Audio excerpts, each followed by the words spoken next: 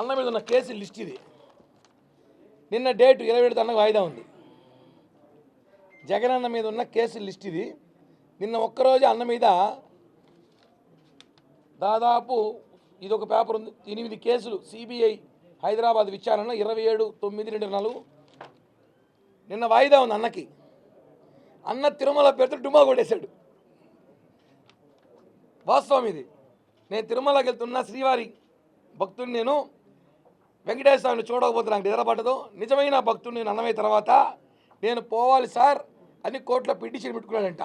27 వాయిదాకి రాలేను, నేను నడిచి తిరుమలకి వెళ్ళి దర్శనం చేసుకొని ఈసారి వాయిదాకి వస్తానని చెప్పి డుమ్మా కొట్టి అందరికి చెవులో పువ్వు పెట్టి బిస్కెట్ ఇచ్చాడు అన్న.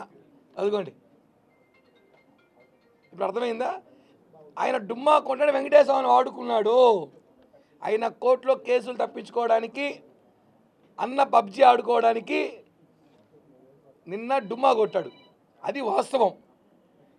3 విషయాలు: ఒకటి అల్లలు సృష్టించడానికి కుదరదని, ఒకటి భార్య ఇంట్లోకి రానిదని డిక్లరేషన్ సంతకం పెడితే కేసు.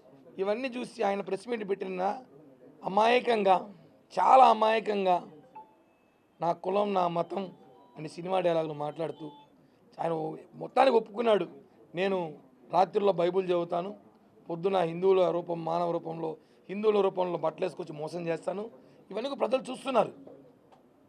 ఎవరిని మోసం చేయడానికి ఇంకా వెంకటేశ్వర స్వామి జగన్మోహన్ రెడ్డిని ఆపాడు. ఎందుకంటే మొన్నే ప్రక్షాళన చేసి మొత్తం కష్టపడి కడిగారు తిరుమల అంతా, గుడంతా.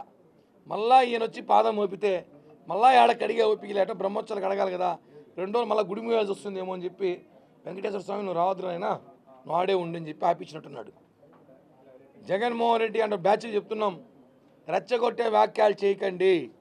నిన్న తిరుపతి టీటీడీ మాజీ చైర్మన్ కరుణాకర్ రెడ్డి గారు కూడా మాట్లాడుతూ డిక్లరేషన్ ఫాము మీరు అడిగితే మేము ఇవ్వాలా అన్నాడు. మేము అడిగితే కాదు, భక్తులు అడుగుతారు, మీరు ఇస్తారో లేదో మళ్ళా ఇవ్వాల్సిన అవసరం అయితే ఉంది అని చెప్పినాం. మేము ఇవ్వము అని రెచ్చగొట్టారు. అంటే ఏంటి? హిందువుల్ని రెచ్చగొట్టి, కూటమి నేతలను రెచ్చగొట్టి వీళ్ళు రోడ్డుపైకి వచ్చి గొడవలు చేస్తే, జగన్మోహన్ రెడ్డికి అడ్డుకుంటే రాళ్ళు వేస్తే, సోడా బాటిల్ వేస్తే, కోడిగుడ్లు కిరణ్ రాయలు కోడిగుడ్లు వేస్తే కేసు పెడదాము అనే ప్రయత్నంలో ఆలోచించారేమో. రెచ్చగొట్టకండి. మీరు మాట్లాడేటప్పుడు ఒకసారి తెలుసుకోండి. జగన్మోహన్ రెడ్డి గారు డుమ్మా కొట్టడానికి 3 కారణాలు ఉన్నాయి. 1 భార్యకు భయపడి, 2 కోర్టులో పిటిషన్ వేసి తప్పించుకున్నాడు, 3 పవన్ కళ్యాణ్ గారు తీసుకున్న స్ట్రాటజిక్స్కి. ఆయన ఎక్కడైతే గొడవలు జరుగుతుందో తెలిసే అల్లర్లు సృష్టించడం చేస్తున్నారు. కాబట్టి దయచేసి మీరెవరో కూడా ఆందోళన చేయదని పవన్ కళ్యాణ్ గారు చెప్పారు. కాబట్టి నిన్నటి దినం కథ జగనన్న కథ అలా ముగిసింది. ఈ విషయాన్ని ప్రజలు తెలుసుకోవాలి.